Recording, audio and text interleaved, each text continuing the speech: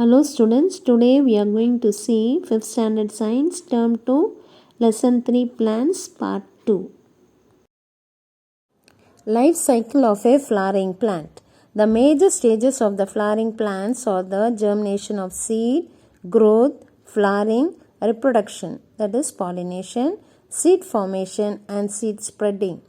Every seed has minute plant called the embryo. Under favorable conditions like sunlight, water and soil, embryo is grown up into a new plant. This new plant bears fruits with seeds and multiples. This cycle continues forming the life cycle of flowering plants. There are different stages in the flowering plants. The major stages are germination of seed, growth, flowering, reproduction, seed formation and seed spreading.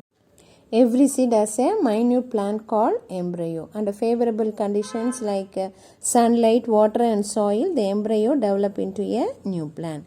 This new plant bears fruits and seeds and multiples. This cycle continues forming the life cycle of the flowering plant. Dispersal of seeds. Spreading of seeds from one place to another with the help of reagents like air, water, animals and birds is known as dispersal of seeds. A single plant produces a large number of seeds. If all the seeds fall directly below the parent plant, the seedlings would have to compete for space, water, oxygen, minerals and sunlight.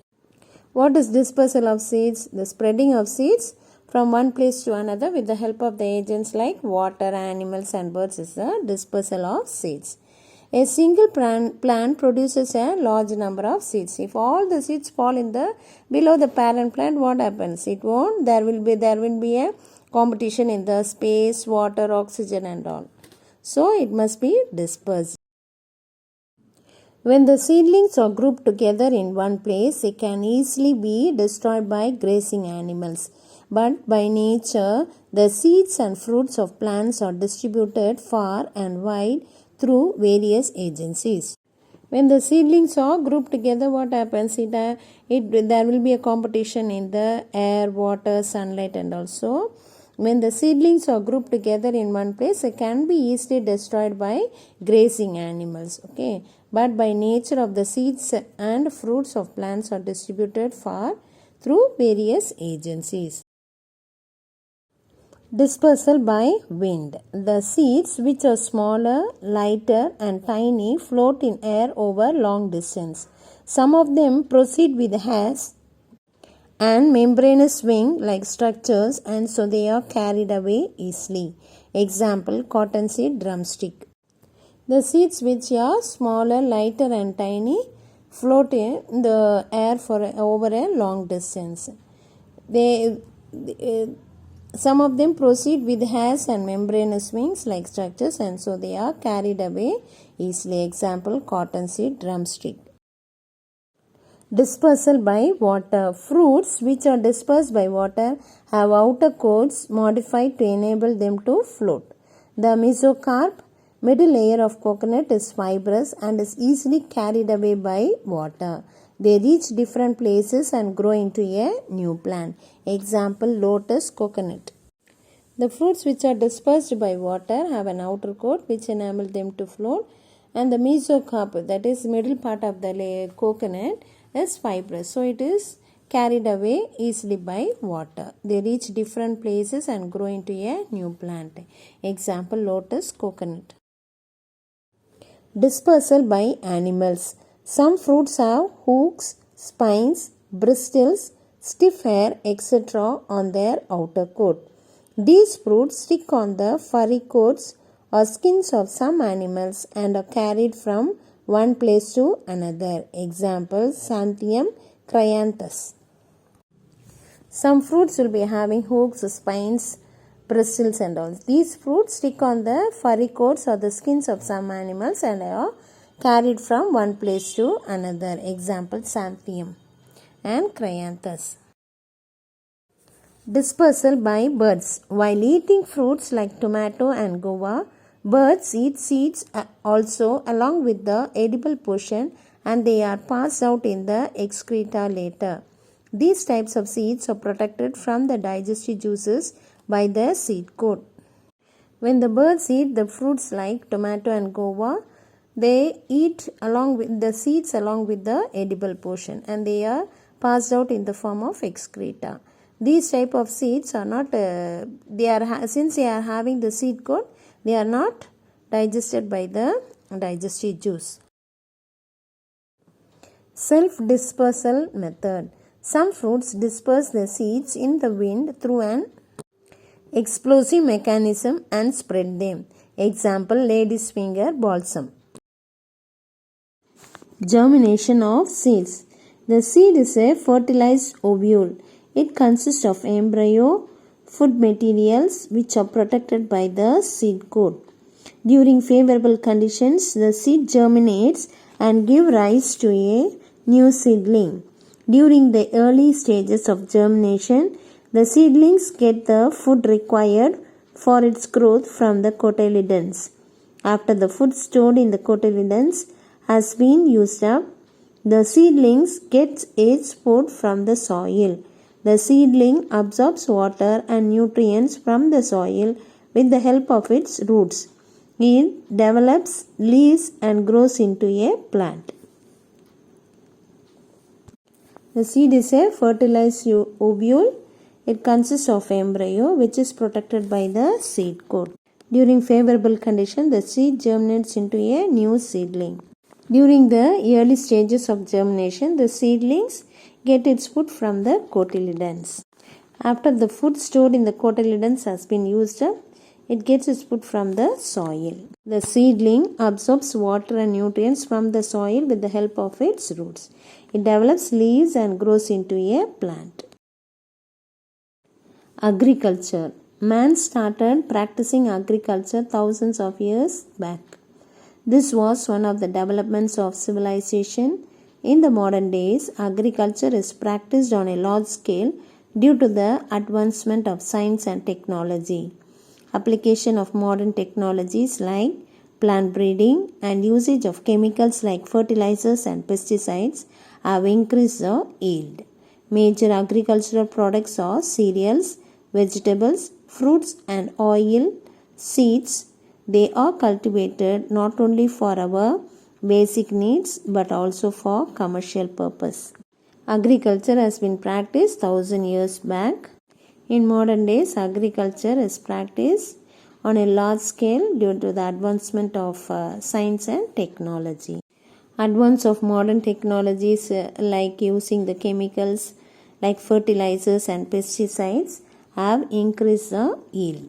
Major agricultural products like cereals, vegetables are cultivated not only for our basic need but also for commercial purpose. Soil. Soil is one of the most important natural resources. It is essential for agriculture. It supports the growth of plants by holding the roots and supplying water and nutrients. It is a home for many organisms. Soil is formed by the breaking of rocks by the action of wind, water and climate. The mixture of rock particles and humus is called the soil. The soil is classified on the basis of the proportion of various sizes. Soil is the most important natural resource. It is formed by the breaking of the rocks by the action of wind, water and climate. The mixture of rock particles and humus is called the soil. The soil is classified on the basis of the proportion of various sizes. Sandy soil. It contains greater proportion of big particles. They cannot fit closely together. Water can drain quickly through the spaces between the sand particles. So, sandy soils tend to be light, well aerated and dry. Since a sandy soil has big particles, they cannot fit closely together, so the water will drain quickly through the spaces between the sand particles. So, sandy soil tend to be light, well aerated and dry. Clay soil. It contains greater proportion of fine particles packed tightly together, leaving little space for air. It can retain a lot of water in the tiny gaps between the particles. Plants like paddy grow well in this soil. Clay soil has greater proportion of fine particles, so they are packed tightly, leaving little space for air. It can retain a lot of water in the tiny gaps between the particles. So plants like paddy can grow well in this soil. Loamy soil. It contains large and fine particles in almost same proportion. The best topsoil for growing plants is loam. It is a mixture of sand, clay and another type of soil particles known as silt. Silt occurs as a deposit in riverbeds. It has right water holding capacity for the growth of plants. Clay and loamy soil are suitable for growing wheat, gram and paddy. Loamy soil contains a large and fine particles in the same proportion. The best soil for growing plant is a loamy soil. That is a mixture of sand, clay and another type of soil particles known as silt. Silt has a right water holding capacity for the growth of the plants. Clay and loamy soil are suitable for growing wheat, gram and paddy. Classroom agriculture. Classroom agriculture creates a basic understanding about agricultural practices in the classes.